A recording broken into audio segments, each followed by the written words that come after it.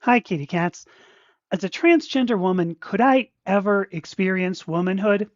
Well, a viewer listed in rather excruciating detail how women are oppressed today, presumably to define womanhood by the oppression women face. Now, using that definition, transgender women are women by leaps and bounds, because every point the viewer made I've faced personally as well. But to define womanhood as a state of oppression leans into everything white patriarchy needs in order to survive. So tonight, let's talk about the oppression in the world today and how to fight the real enemy, which is treating the human experience as a zero sum game. All right, well, let me check a few people here. Let's see, I see Margie already. Hello, Margie. I've also got, oh, Genevieve, hello. I've also got Rita, there's my wife. So I am Dr. Amethysta Herrick. I am both a scientist and a content creator. I discuss identity and gender using the scientific method.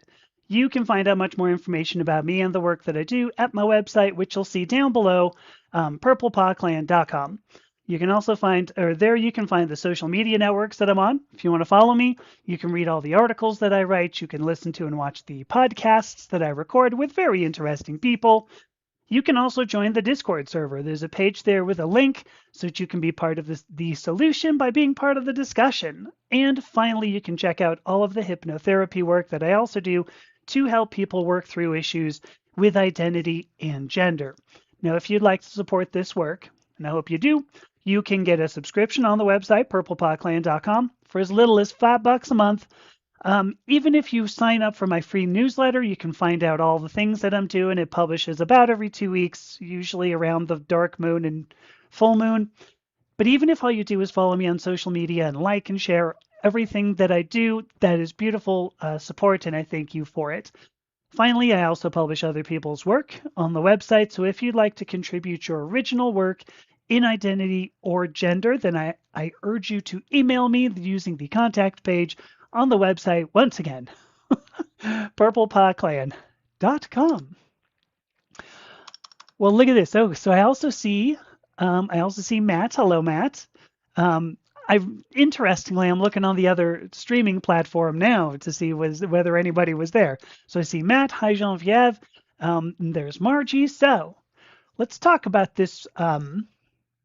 Let's talk about the reason I'm doing this live stream. I got 2 comments total from a viewer.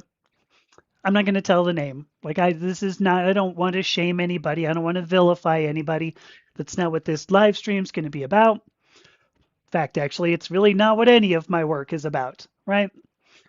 Both comments were flagged automatically by the platform because they're pretty spicy.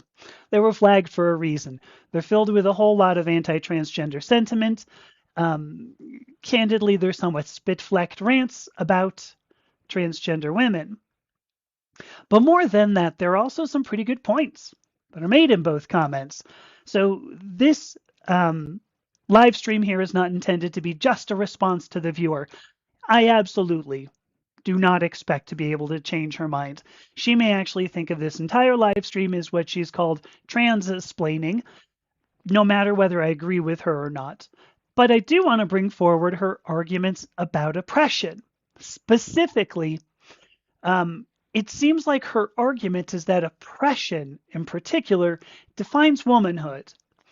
So in these comments, the viewer claims that I personally, just as a transgender woman, that I oppress her, just by virtue of being assigned male at birth.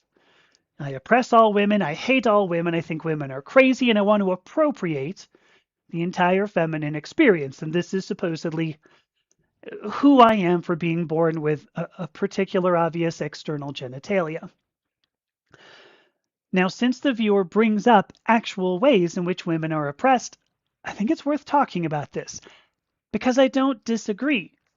Women are oppressed. In fact, I think if you disagree, you've got your head in the wrong place. Let's just say that.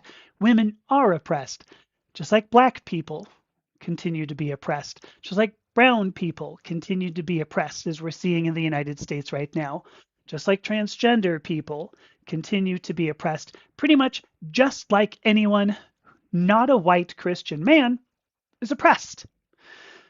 I don't want to use this live stream. I'm not trying to justify who I am through the same oppression this viewer does. I'm not justifying who I am. I also don't want to diminish the way that this viewer experiences her femininity. I would like to point out the similarities. And there's a reason for that. Because oppression of any kind must be fought. This viewer and I, she doesn't like me, but this viewer and I have a common enemy that wants us to fight each other.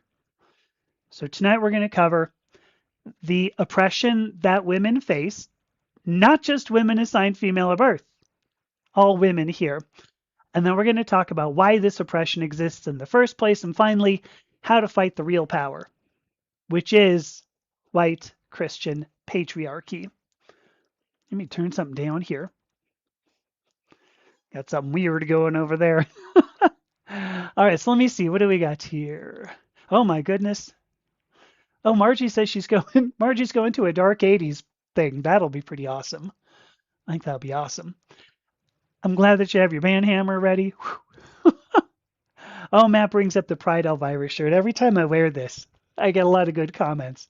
Thank you. This is a good one. I think this is from a few years back, but it was a good one. So, let me see. Here's a great point.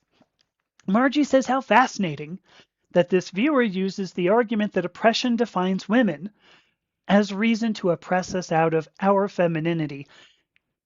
That's kind of my point. There is at least one of my points, and I do want to, I'm going to return to this. But yeah, it is kind of a fascinating way to make an argument. So, another great point, although I am not necessarily going to bring this up, Margie says that white cisgender men can also face significant oppression if they violate toxic masculine ideals.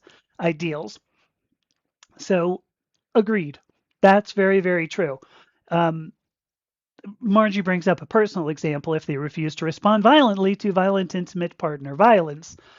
Yeah, there's no doubt white cisgender men are still, struggling in a white patriarchy. There's no way I would deny that. And I don't want to talk a whole lot about that, but it's a good point. All right, so both comments, as I said, both of these comments talk about oppression of women. So I want to go through the whole list. What I've done is I've taken all of her, it's probably a page and a half worth of comments that I distilled into 4 or 5 different types of oppression. The list is pretty comprehensive, and as far as general categories go, we can talk about social oppression, and then we can talk about physical oppression. So I'm going to go through the whole list just to make sure you understand I'm not trying to justify my existence. I don't even really care if I prove this viewer wrong. Let me say prove in quotation fingers. What I want to do is show similarity. So I'm going to talk first about social oppression. The 3 points that the viewer has brought up are being perceived as weak members of society, having privacy invaded constantly, and having an entire life experience reduced to language, just to language. Let's start off with being perceived as weak members of society. Now, historically, for women, if you look at social theories, even some that are advanced by biologists, say Darwin, social theories imply that women were gatherers while men were hunters. Men have bigger bodies and men must take care of the women, despite there actually being some fossil evidence that wasn't the case, that there was less of a disparity in body size and bone density, etc.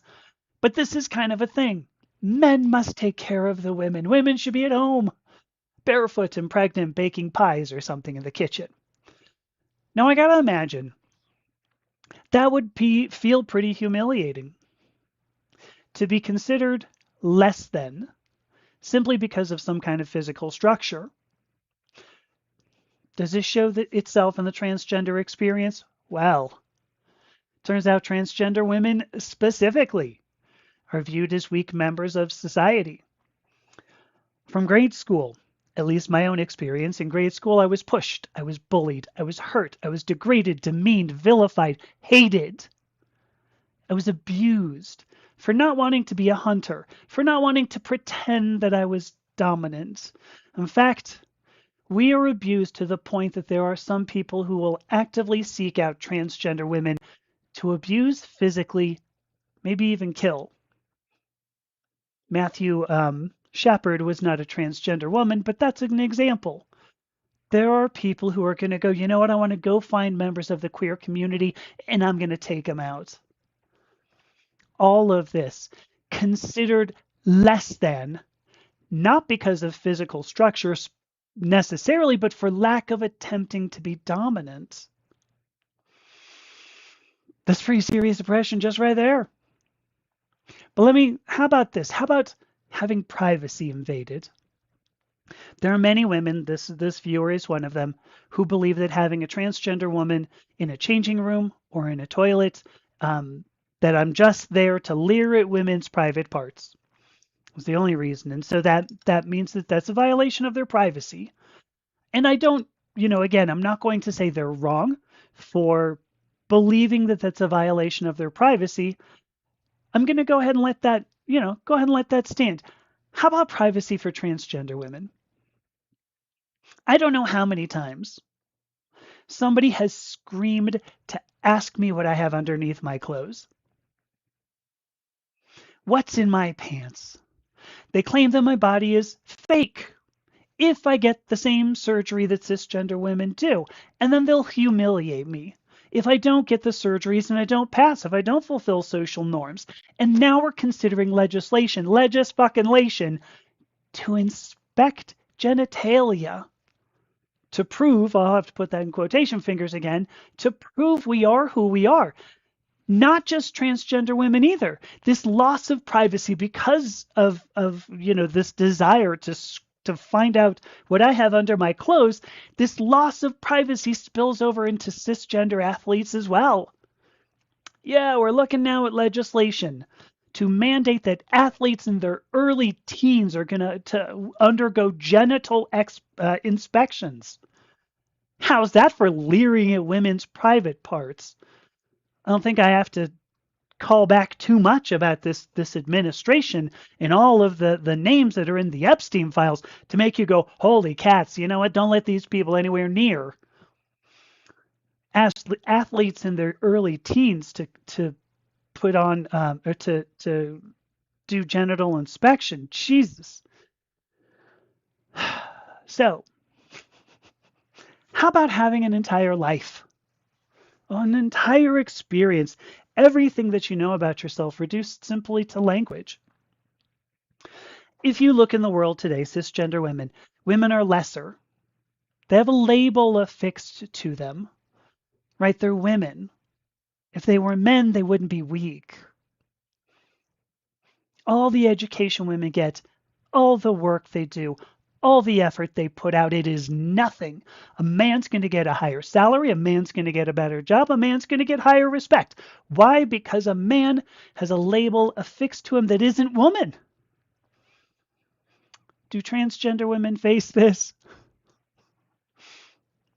Because the label affixed to me, at least at one point in my life, was man. At least the viewer believes I must have all of the experiences alpha white men have. Because that label was affixed to me, at least at one point, this viewer believes I couldn't possibly understand any of the experiences I just mentioned above. Forget about just being considered less. I'm considered less than human. I don't get to be man. I don't get to be woman either. I have no place in society. My experiences, my whole life, my everything that I know about myself are rejected for the sake of one label. And why? Because at the end of the day, somebody wants to do genital inspections. So here's the thing. Social oppression. Do transgender women face the same or at least similar uh, oppression as cisgender women? Hell yes. Now, the worst oppression is actually the physical oppression. That's the big one. So let me go and check some comments first. Uh, Bo mentions at least women do not have to wear 35 pounds of fabric these days. I mean, true, we are not in the Victorian period anymore. I mean, like, that's good.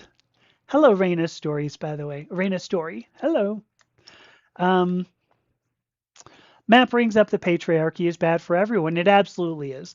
I'm going to get to this at the end, but yeah, the point is that you have to. Patriarchy demands that other people lose so that men win. We're going to get there, but um, I don't. Gosh, I don't know who this is. Oh, Kendall Malchuk. Oh, I think you've brought them up before. Margie's brought them up before to say it's amazing how much and how little you can wear at the same time. Um, Here we go. Here's a great point from Angela. Before she transitioned, people oppressed her because she was shy. That is so much the transgender experience. We get told we are less than. We get told that we're wrong. Of course we're shy. Of course we don't mix with other people. We're wrong. And that's not because of a label. That is because we just are who we are. We express what we do. Um, and then Angela goes on to say, when she transitioned, she became less shy. Now she's an over-the-top personality. Not me, of course, but. And then Margie says the same. Immediately, she felt safer and freer. So, oh look, Ty's here. Hi, Ty. What do we got here? Uh, this is interesting. Here's a great point. Margie says, unlike in a men's washroom, she has never once seen private parts exposed in a woman's washroom. There are stalls for every toilet. I gotta admit, I'm kind of curious where that comes from. That being said, I actually went into I was at a gym, okay, and I went into the changing room, and turns out there was a lady in front of my locker. So I was like, "Oh, hello, how are you doing?" And she was wearing purple, so I was, "Oh, you're wearing purple. Look at you." I'm just waiting for her to leave. You understand? So she goes, "Oh my gosh, look at your hair," and she was probably late 50s, maybe in her 60s, probably somewhere around my age. And I was like, oh, thank you. Yeah, I like purple, whatever. I've got my nails, I've got all this. And there ended up being like three or four other women who came up. Um, and we were just talking about fashion and all the things. And all four of these women, not me, I was not doing it, but they had come for like a swim class, like a swim class. There's a gym, right? So they're all changing, and I'm kind of standing there going, I'm uncomfortable. I was like, I actually feel kind of uncomfortable that these people are changing in front of me. And it wasn't uncomfortable on their part, it was uncomfortable on my part. I'm like, oh, I mean, I'm glad that you feel comfortable enough to do this in front of me, but I was like, huh. So there you go. Um, when you go into a public toilet, yeah, there's a stall for everybody. The worst you see are like hands. There you go. Anyway, um, Genevieve brings up there's a TED talk about a transgender teen girl that was forced to have her genitals inspected at a sports game. Her father was in tears, and I can believe that. I would be livid. I can't even imagine. But there is legislation going around. I'm trying to remember where I saw this, but there was legislation that said what we need to do in order to make sure that girls are protected. Oh, thank you, Raina, for sending me a gift. Thank you so much. There was this bit about, in order to make sure that girls are protected, we need to inspect everybody's genitals. Does that seem a little bit odd to you? Because that seems odd to me. Oh, Duke's here. Hello, Duke. Oh, thank you for the comment about my shirt. Anyway, that seems creepy. So that's social oppression, and social oppression's bad enough.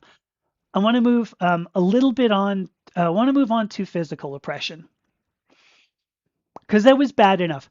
This is physical oppression. Now, the two things that the viewer brought up, one was I've called it unhealthy and unwarranted hyperfocus on aspects of anatomy and physiology. She called it fetishization on aspects of physiology. So I've expanded that.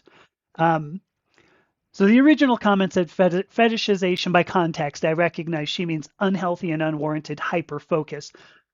Presumably, we all here know that a fetish has to do with sexual arousal, not hyper focus on something. And, I'm not going to assume this viewer needs to be familiar with DSM-5, definitions. I'm okay with that.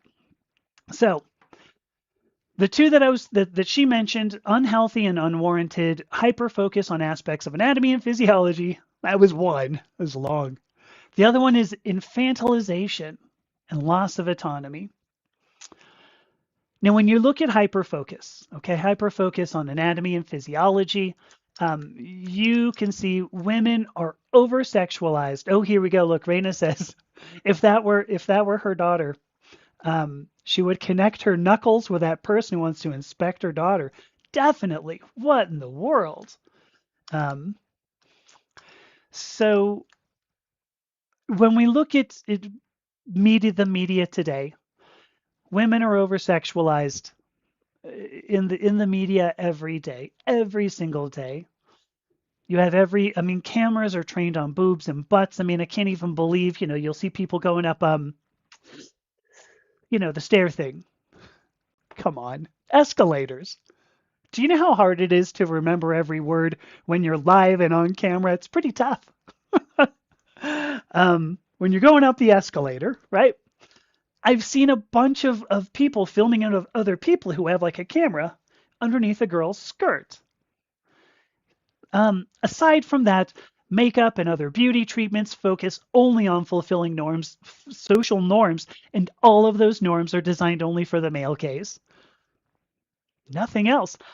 And so I'm going to say it must be humiliating to be reduced to a hunk of meat, not to be considered a complete person. Do transgender women ever face this hyper focus? Oh, here actually, Raina says she remembers when women were hypersexualized when she was in her late teens or early 20s. I think it's still going on. I think it's not something that has changed. I think this is something that we're always going to see, simply because this is the world we live in. Um, so let's see. Uh, can we think about transgender women and a hyper focus, an unwanted or possibly unhealthy hyper focus on anatomy and physiology? Well, I just mentioned above people screaming about what's under my clothes. There seems to be this very strange focus on genitalia coming from the right. But if you look further, there's a hyper focus on hormone levels. Even cisgender women, how much testosterone? Does this testosterone affect sports performance? What is going to happen if somebody has testosterone? There's a hyper focus on whether we also are feminine enough. Do we satisfy the male gaze? Is that jaw too square? Are the shoulders too wide? Are the boobs big enough? And of course, let's not forget transgender porn is actually a really huge industry. Interestingly, and I saw a map about this, um, transgender porn is a huge industry, especially in the South. They seem to hate us, but they want to use us for toys. It's very strange how that works out. Um, and here we go. As Raina says, yeah, they think about what's between her legs or what her hormone levels are. They think about it more than she does or her doctor. Yeah, I mean, what is that? What's the point of that? All right, let me grab a couple of comments because this last one's really, really a big one. So let me go a little bit down here. Um, I like what Duke says. We need more gender neutral washrooms like this one bar arcade on the north side of Chicago. Oh, that's nice. Which was made so after the pandemic. The library just south of me is the same, which is pretty neat. I guess I don't know exactly why they did it, but they did, and so that's kind of nice to have a gender neutral kind of bathroom. So, oh hi Ari, Ari is here. Ari says first of all, super cute thumbnail. Thank you. That was something. It's almost a year old that photo shoot. I gotta think about going to get a new one until soon, but Angela says it wasn't until she transitioned and went to the gym that she was with other naked women changing around and nobody was bothered. I got to tell you, I've never had anybody be bothered. And this was before, even when I was, dressing up when I was in graduate school, nobody cared. I mean, admittedly, I was going into queer bars, but oh, Emma's here, but she can't stay for long. I'm sorry, she has to work with her dad. How far behind am I? Oh, only a few minutes. Good. I like this.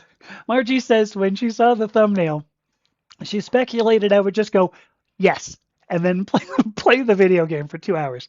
I probably should have done that, but um, oh, here's the thing too. So sorry. So Genevieve says it was a teen transgender man, so not a transgender girl, but um, okay, so Duke says, as an asexual person, they can attest that arousal can happen separately from other stuff sometimes. The body does its own thing, and the person may just be annoyed or just indifferent. Um, I mean, I'm going to go with you on that. I I have the I still think what we're talking. I still think the viewer actually meant hyper focus and not actual fetishization.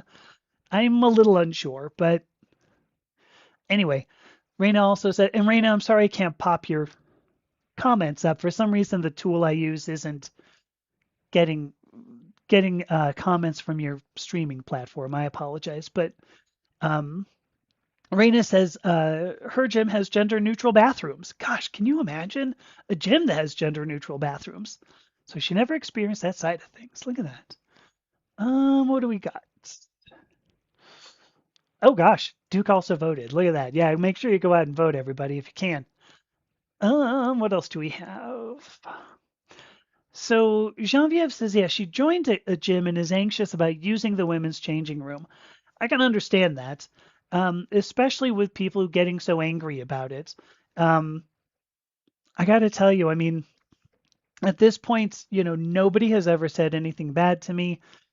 And Genevieve, am I saying that wrong? Genevieve? I thought it was. I thought Margie told me Genevieve.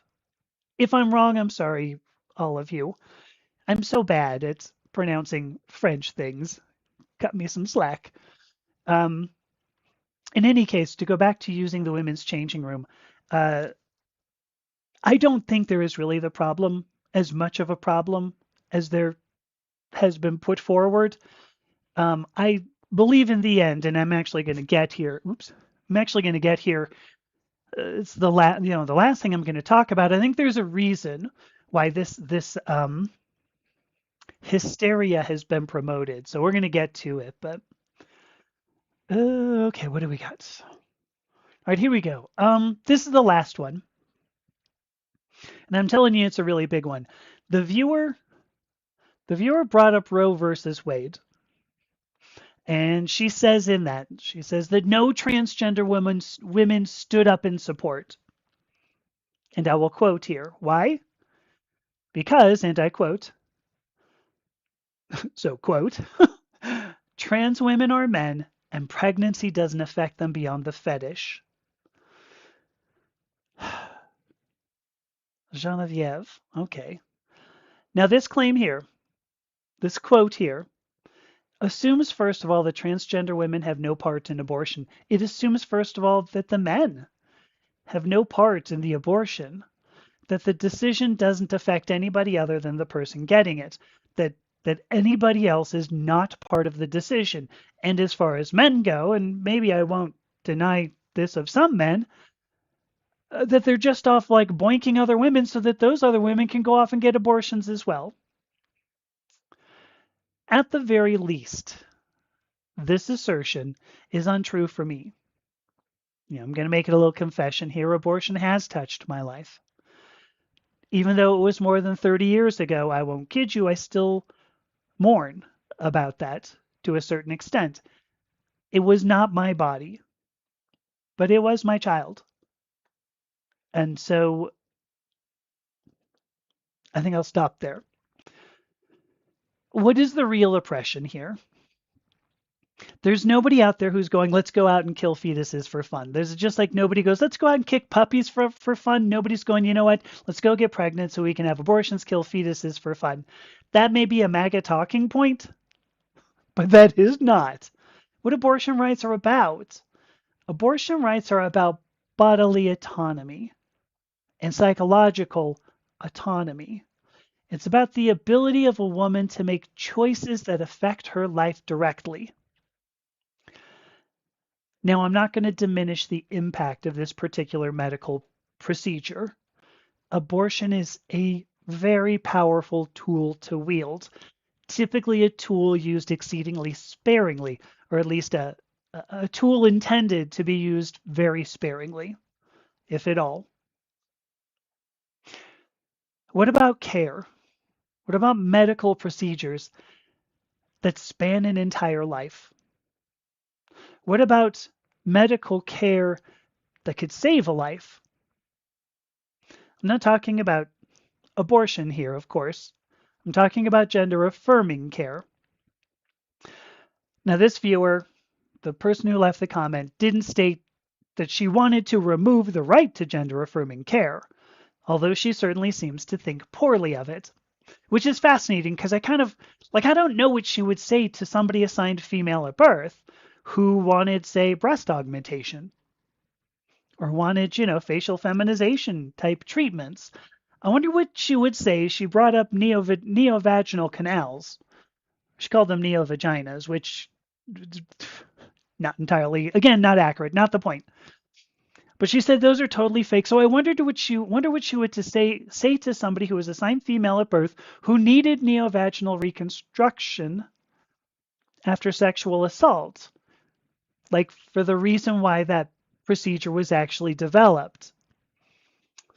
I wonder what she would say to a person assigned female at birth who required hormone therapy, say for precocious puberty or for fertility treatment, or maybe to treat perimenopause or after menopause. I don't know what she would say. She didn't specifically say she didn't like gender affirming care, but she seems to think poorly of it. So here's the thing.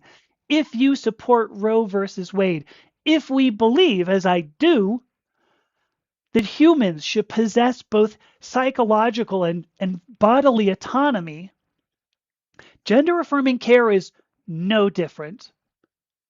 No different. Both are about autonomy. Both are about a government attempting to strip it from us. Now, again, I didn't say I wanted to justify myself, but did I stand up when Roe versus Wade was overturned? Fuck yeah, I did. And guess what? I didn't do it because I'm trying to virtue signal. I did it pre-transition when I was presenting as a man. I did it because adults are not fucking infants. Adults should be able to make their own decisions about their own damn bodies. Just like transgender people should be able to make their own decisions about their own bodies. This is simply physical oppression. Now, I'm going to get to comments in a sec, I promise. I mentioned a government's desire to strip autonomy from women, both bodily and psychological. What's the real enemy here? What am I even talking about in this particular live stream? All right, let me jump on some comments. Before I go further, let me do my FCC mandated station identification. I don't know why I chuckle at that. I'm Dr. Amethysta Herrick. I am both a scientist and a content creator. I'm here today talking about the oppression that all women feel and how oppression should not be used as a defining characteristic of womanhood. All right, let me check comments really fast. The fanciest gender neutral washroom Margie ever saw was in a sex club. I believe that actually, but um, so Angela says, yeah, she is post-op. The main thing in a changing room is to be confident about being there. Agreed. I mean, if I had changed into a swimsuit, nobody would have known, presumably, because I don't think most women in a changing room don't want to come up and check, right? They don't want to go, hang on, let me, I'm like doubting Thomas. I want to put my hand in your side. I I want to put my finger in the nail holes. So I'm moving on, I swear. Sorry. Ari says, I think both are right for either English or French. Oh, well, thank you. All right, here we go. Margie says one of her partners got pregnant when they were in no shape to raise a baby. Yeah, I mean, so here we go. The abortion was absolutely crushing for both of us. Almost the worst was the dirty look she got from a nurse there. Yeah, I'm telling you, that was not simple. I mean, if there are men out there who are just like, yeah, fine, what do I care? Shame on you. That's all I can say. Shame on you. Um, well, so I'm gonna go back to this. Genevieve. Okay, here I go. I'm gonna go with Genevieve. Anyway, says a changing room is definitely new territory. It is definitely new territory. Um, I don't think I don't think only confidence is required. I think a healthy dose of respect.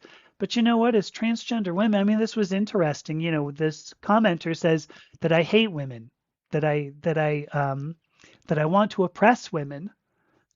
And I don't know if any of you remembers this, but like 2, 3 months ago, I did a whole live stream about feminism. I mean, I've been a feminist my whole life. I don't know. I mean, she's making assumptions about me. I understand. So I think respect is one of the bigger things too. Oh, did I miss something from Charlotte? I think I missed something from Charlotte. First of all, Charlotte's here. Hi, Charlotte. Um, all right, here we go.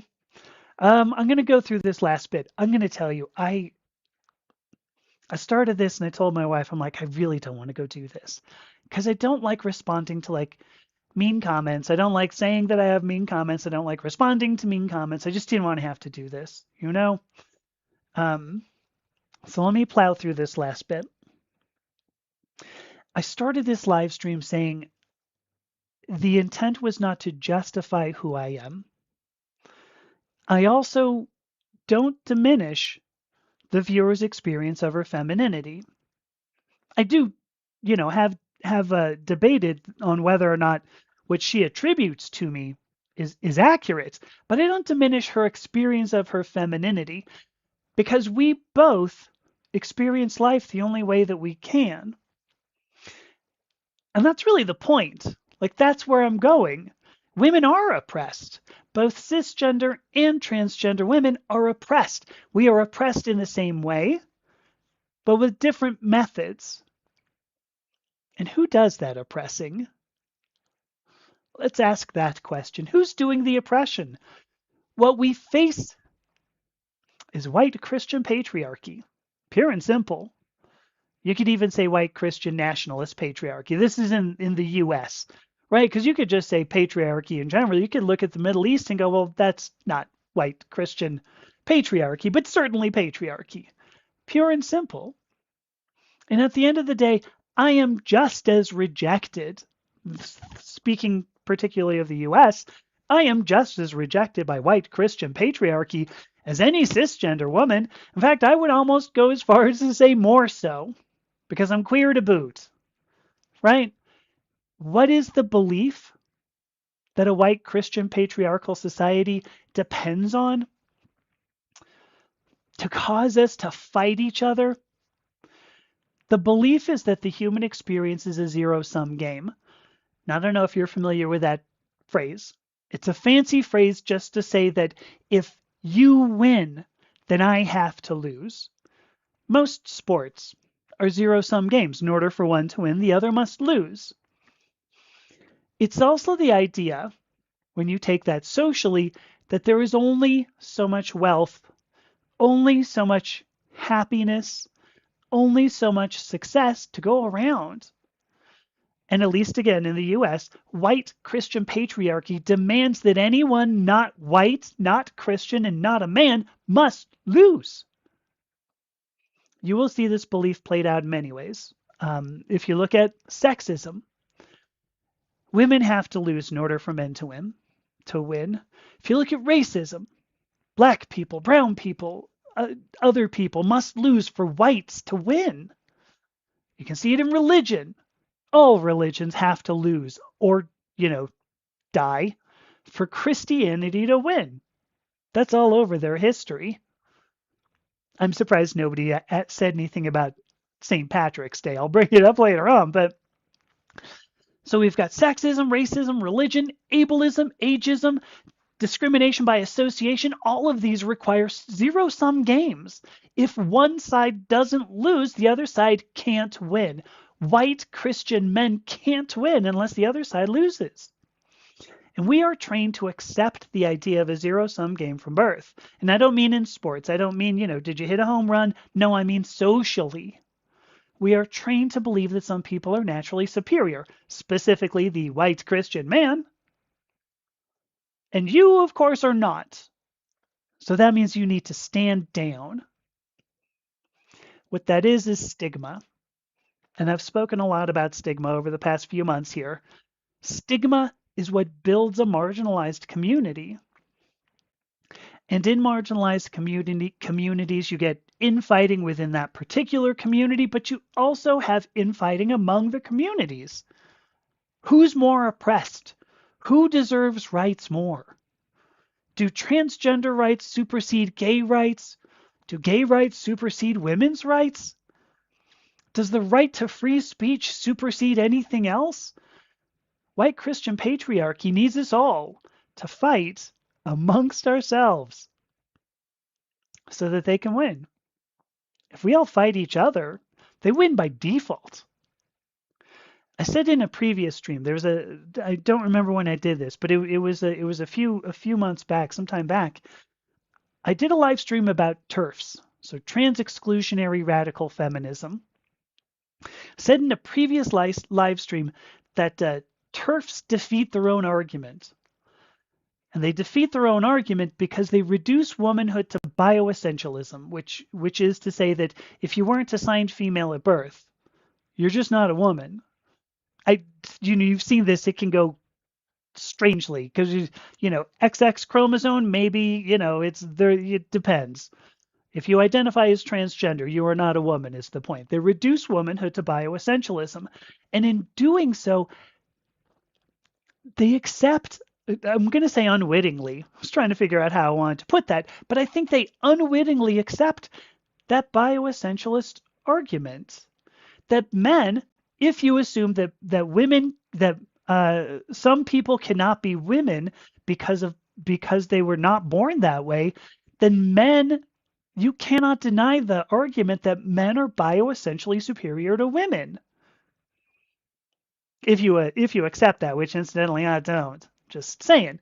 And suddenly you have feminism, or at least trans exclusionary radical feminism, really loses its sting because any man could come up and go, oh, so you can't be a woman if you were assigned male at birth. And if they go, no, then you can go, then you can't be as superior as I am, having been assigned male at birth. Thank you very much. Now, could you go be barefoot and pregnant in the kitchen baking pies?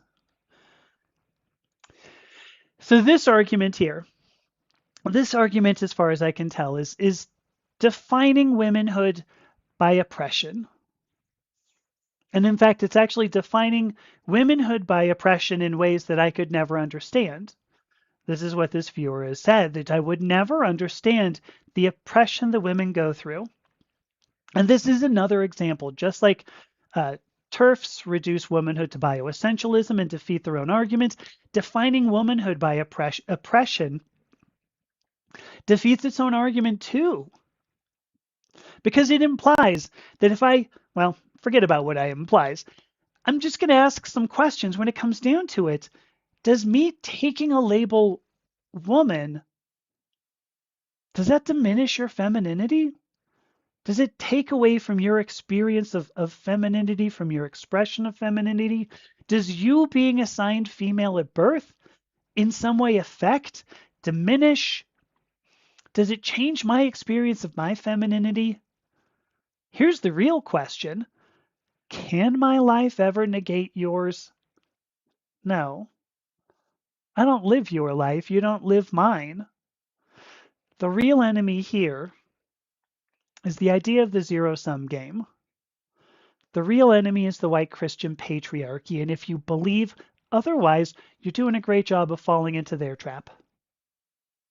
If you reduce my rights, if you negate my life experience, if you say I am not who I am, purport to be, if you do all of that, when you reduce my rights, you don't win back any of your own rights.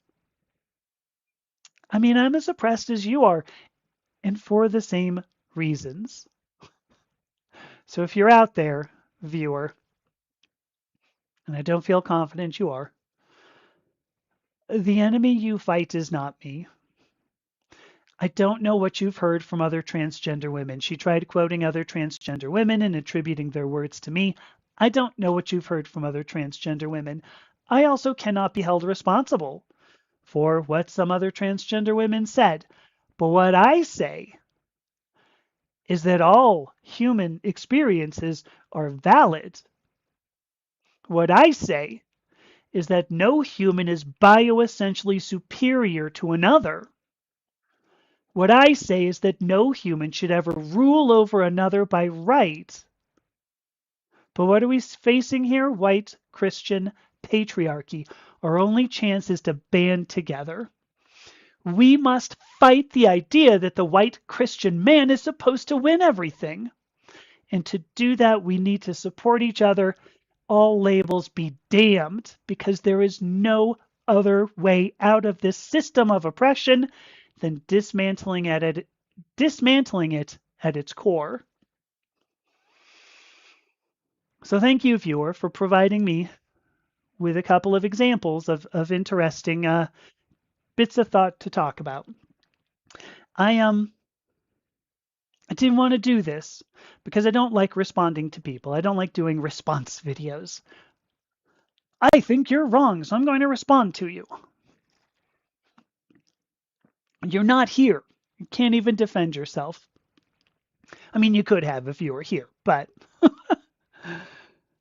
the only way out of this system of oppression is to dismantle it at its core, and that requires that we band together. I am not your enemy. And that's all that I had to say tonight.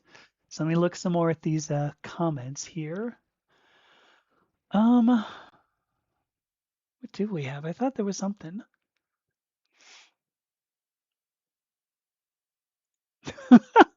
We were talking, so there's some comments about having a family, and Margie. Oh my gosh, I was scrolled up, or I didn't realize that. Um, Margie says her recommendation is to have 3 moms per baby. Yeah, I like that. Um,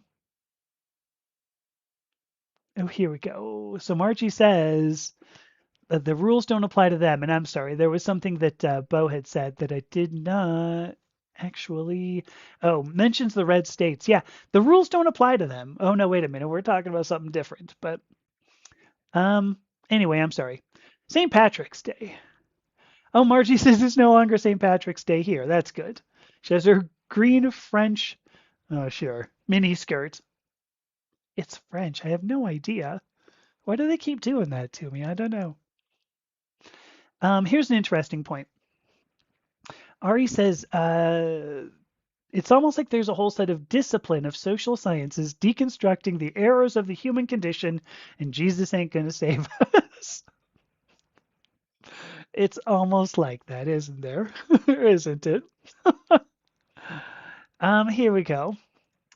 Angela says, as women are oppressed, all women are oppressed, but it doesn't mean you can't fight against it. Yeah, she's fought the oppression, but still kept her femininity. I don't think leaning into femininity, I don't think leaning into masculinity is the way to fight oppression. So I said there was nothing, I was not going to say anything, or I said I was going to say something about, what am I saying here? St. Patrick's Day. One second, I got a cough. All right, so what I was going to say, because I started talking about, I said sexism, racism, and then religion, right? All religions must lose for Christianity to win. I purposely, and I didn't realize this until I actually I'm looking at my video here, what I'm wearing. And so I do have some green on, right? Because it's a rainbow pride thing, right? But I was hoping somebody would go, hey, how come you're not wearing a green shirt? For St. Patrick's Day. You don't have to do it now, by the way. But I was kind of wondering, would somebody do that? Because um, St. Patrick's Day celebrate. Well, St. Patrick was somebody who went from. I mean, obviously he was a Catholic. He's a Catholic saint now, but he was a Catholic priest at one point. Went to Ireland and did what he called. Um, I'm trying to remember the word that was used, but got rid the serpents. Ejected the serpents from from Ireland. Now there's symbolism in there. The serpent, you may recall, is was in Genesis, right? It was in the Garden of Eden. The serpent comes down, says to Eve, "Hey, babe, you want a fruit?" And because Eve did not have knowledge of good and evil, because she had not eaten from the tree of knowledge of good and evil, Eve said, "Sure, what the hell? I don't even know." Took a bite, gained knowledge of good and evil because she ate from the tree of knowledge of good and evil, which is how those kinds of things seem to work in those kinds of stories. Serpents. Serpents have to do with tempting good Christians, right? Serpents here in this case means pagans. So what St. Patrick did was go to Ireland and just decimate, and I'm using this actually in the Roman sense of decimation, which is to say you kill 1 in 10 of pagan communities. Now I'm going to tell you, as a pagan, bugs me a little bit, right? That somebody's going to go and kill off pagans, and you also kind of have to wonder, like if you have a religion and you go, hey, you ought to join my religion, and somebody goes, no, and you go, well, then join my religion or die. Like you got to kind of wonder about a religion that offers that kind of a choice. That goes, there's really there's only one choice here, and it's tea and cake or death. You either join us or we're just going to kill you. Like you should be leery of groups like that. Any group that comes up, be a little bit leery of them if they say, listen, you need to join us or we're just going to stab you. Romans did the same thing, right? Like I'm not trying to say that this is particular to Christians. Romans did the same thing. Moving on here. That's bad enough, right? But I gotta kind of wonder about any celebration. I gotta wonder about any celebration that goes, yeah, that's awesome. Did you see what we did? We totally stabbed a bunch of people so that they joined us. Like that's a big Like that's a huge red flag to me. Like that's a weird celebration. And here's the last bit. Okay, and then I'm off of St. Patrick's Day, I swear. Probably until next year. Here's the last thing. What is part of this celebration? It's like leprechauns and rainbows and like pots of gold at the end of the rainbow. What are those symbols of? It's symbols of the Irish fair folk, the fae, the fairies. They're pagan symbols. For fuck's sake. Patrick goes in there.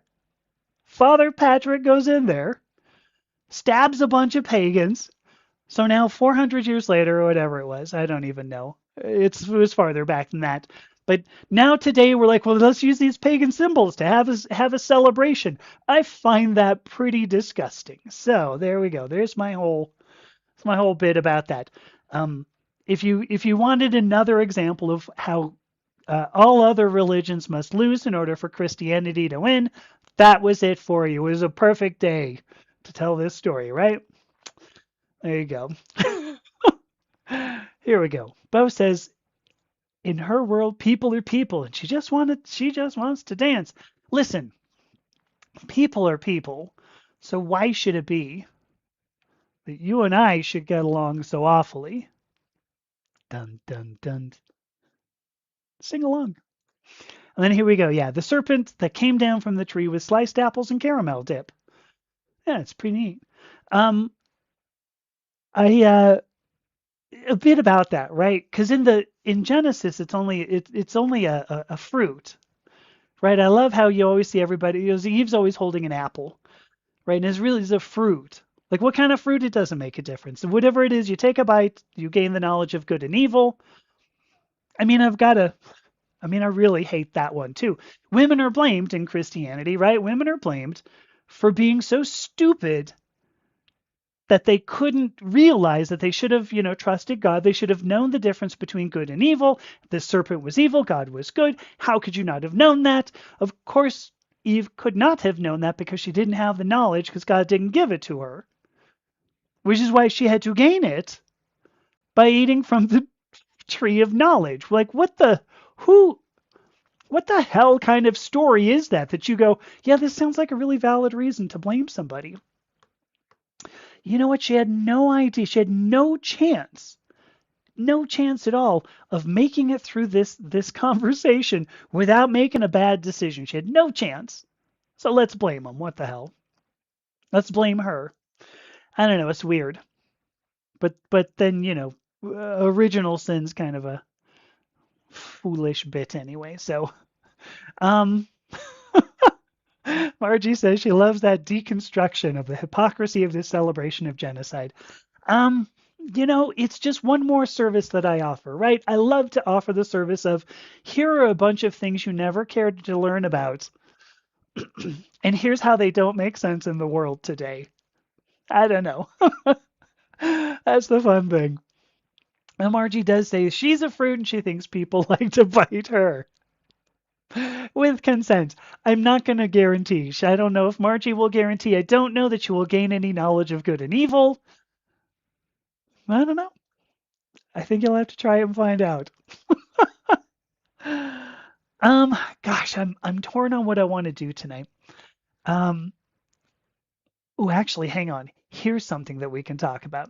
Because look, Bo brought up dancing, and Bo just gave me another one. But, um, that's a fascinating comment. Oh gosh, I'm going to answer it. Anyway, Angela says that she's only recently been brave enough to dance, and some friends confirm that she danced like a woman, not a man. I love dancing. When I was in graduate school, I loved to go dancing. And I've struggled really hard to do it recently because I'm kind of like, well, that's what women do. I'm not allowed to do it. And then I transitioned gender, and you think I would go, well, now I can do it. But I still struggled with it. And it's only been very recently that I started dancing, and I have so much fun with it. Now, I'm going to tell you too, because I was thinking about doing this in 2 days. I was going to start a channel, and it was like Amy does dancing. I don't even know what the hell it would be called. But I was going to start a channel where I said, oh, I'm going to learn how to dance. But I got to tell you, I don't want to turn it into a job. Like, I'm having a really good time now, and I've decided I don't want to make this channel so that it turns it into something where I have to film myself and post it.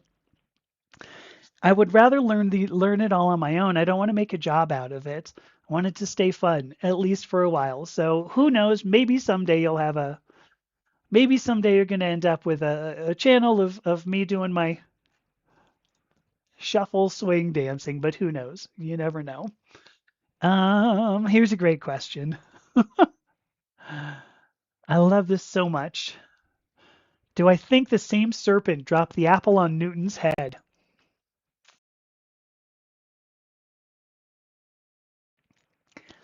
So Isaac Newton is actually, oh, this is such a good one.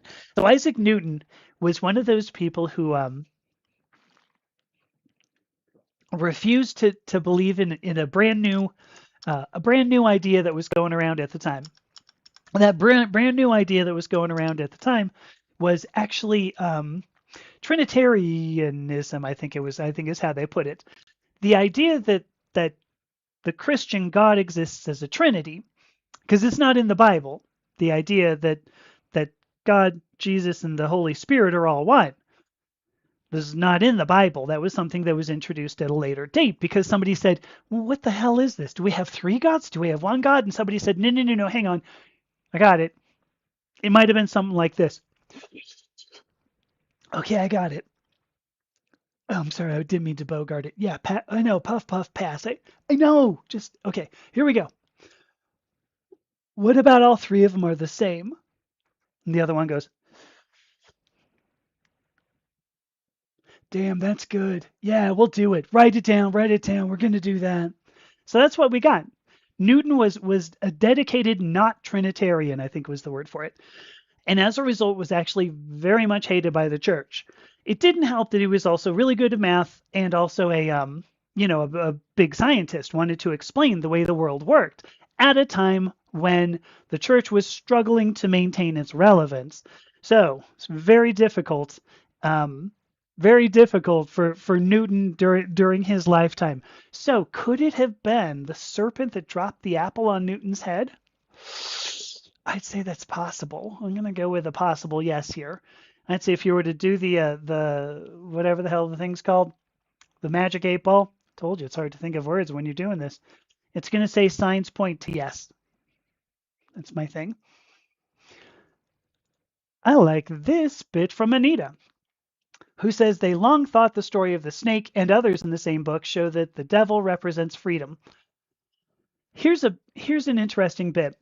Uh, trying to think of how much I want to talk about this. If you look at Jewish Kabbalah, now I'm not talking about like Madonna wearing a red thread on her arm, right? Like I'm not talking about that. I'm also not talking about Hermetic Kabbalah, meaning the basis of Western magical tradition.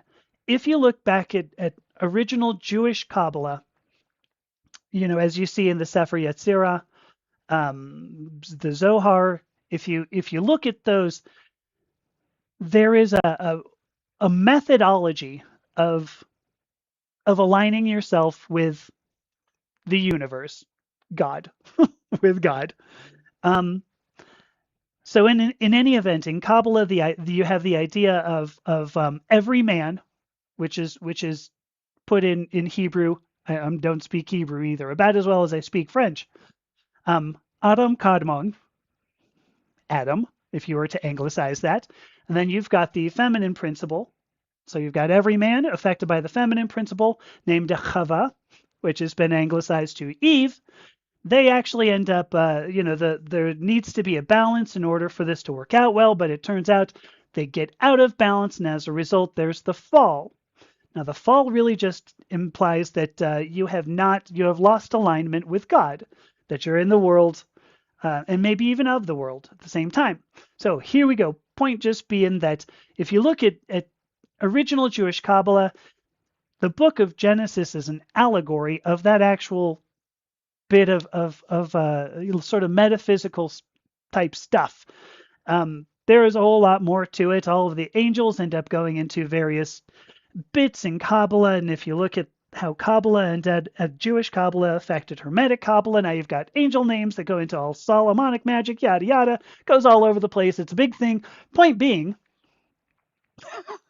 the point being that the serpent, ultimately, when it comes down to it, the serpent ends up being a pathway back to God.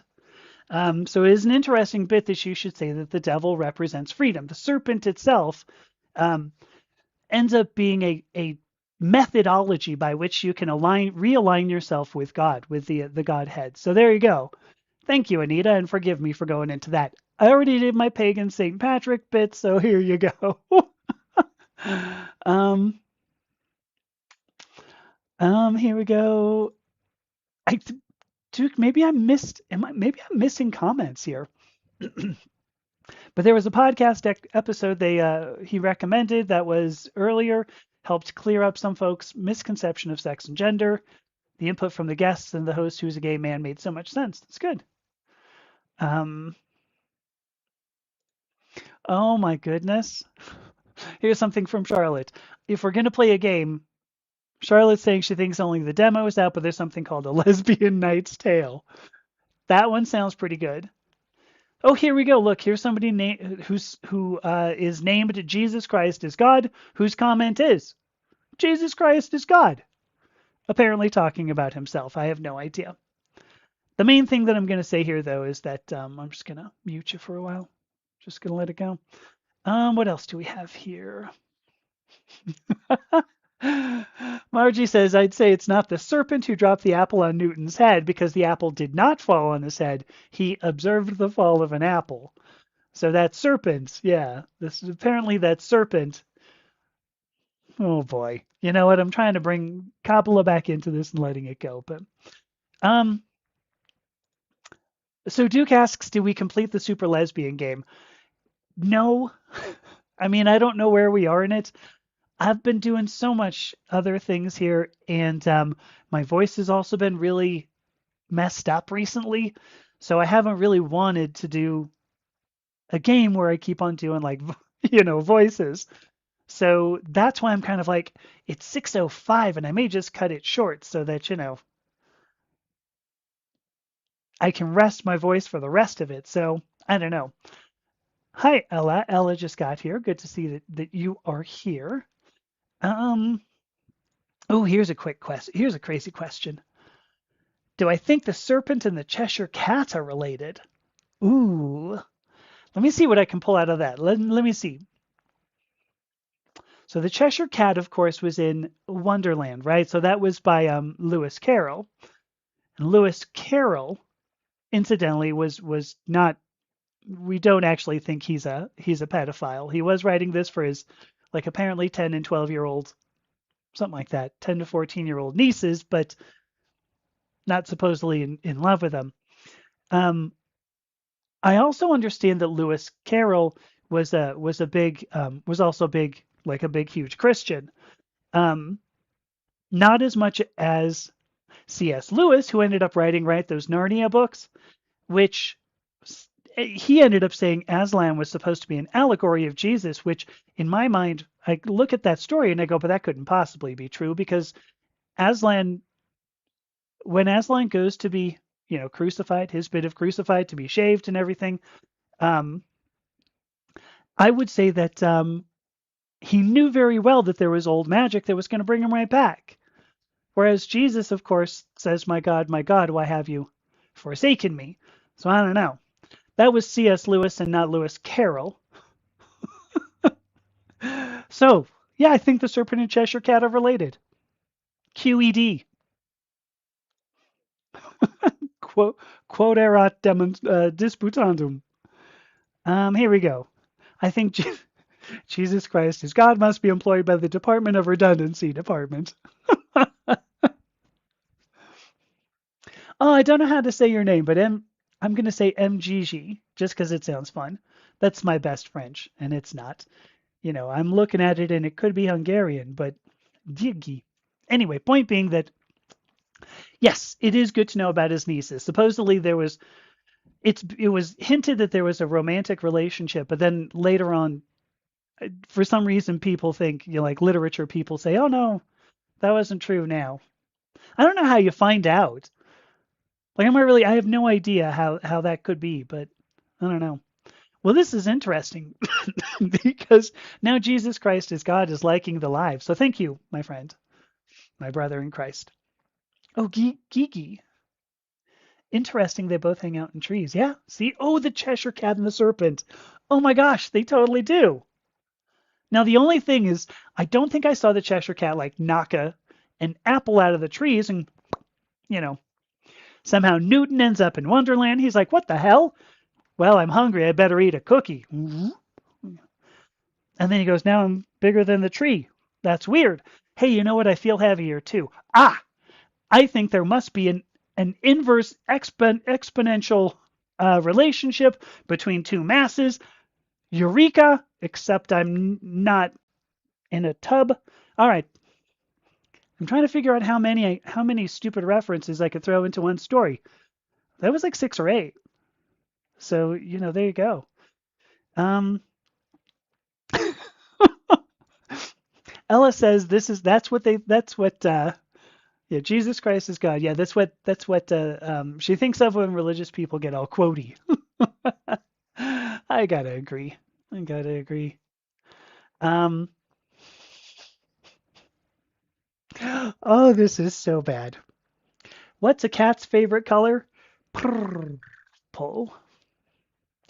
Which, by the way, I just want to say flat out, um, there have been a lot of people who played Catwoman, right? What's her face? What is her face? Julie Newmar, is kind of thought of as like, that original one, right? But oh my gosh, I think she was only Catwoman in one or two in the 60s. Oh, what is her name?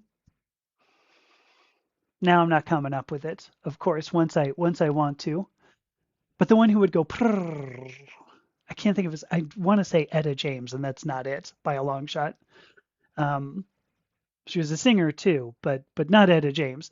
Anyway, somebody will type it in, and it does make a difference. But the point being that she was my favorite Catwoman of all times, and I have always been a big, huge Catwoman fan. Did you remember earlier I said I've always been a big feminist?